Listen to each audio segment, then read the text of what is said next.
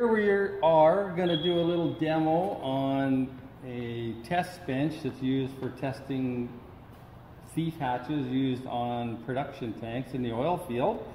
We have a surge tank down below with fittings so we can apply pressure to the cavity here and also put flow through the flow meter here and read the actual pressure here digitally.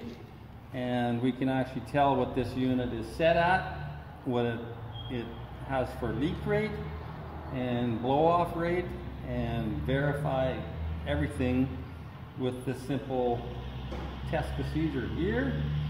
We have all the flow graphs and the ounces, water column settings, and we have our inches of water column versus ounces here too. So what we have over here is the dead weight thief hatch on here right now. We have it pressured up right now at 11.86 inches of water column, which equals close to 7 ounces. And right now the pallet is floating. It is a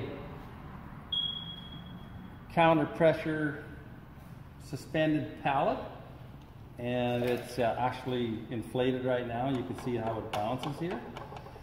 And to actually decrease the pressure, we just hear the little pop there, and it releases the pressure. And now we're going to go back down and just let it seal. We'll bring it back up to pressure quickly with the valve. As we bring it up to pressure, I'm going to show you that again. I'm going to decrease the pressure, and if you focus on here, I'm going to apply the pressure and watch the valve lift.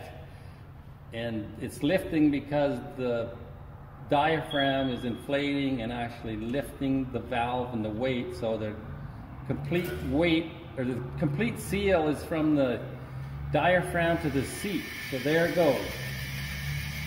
So I just back it off a little bit so we know where our setting is. Now we have the flow meter going here. It'll all stabilize here in a moment. And we have the meter set at 5, which equals 0.03 standard cubic feet of hour of gas being added here to maintain all the pressures. So it's very little gas flow and very little leak rate, the best on the market. There is no other valve that actually will perform like this one. And actually I will shut the makeup air right off, and if you watch the meter, it'll stay right around 13.14 inches of water column. So we're just maintaining pressure there. As you decrease in pressure, then it'll completely seal. But the closer you get to the set point, you do have a tiny little bit of a leak rate because your differential pressures in there are so minimal that the porosity in the diaphragm material will actually sleep a tiny bit.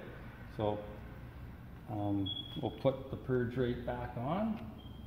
We're at 5, which is more than what we need. You'll see the dial indicator here. It'll move a bit, it'll start climbing here in a moment. There we go. It's going to go between 1, 2.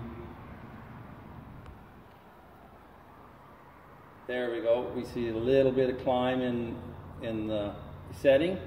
So that's only at 0.03 of a standard cubic feet per hour, and we're going to maintain a pretty good setting there. So that's it.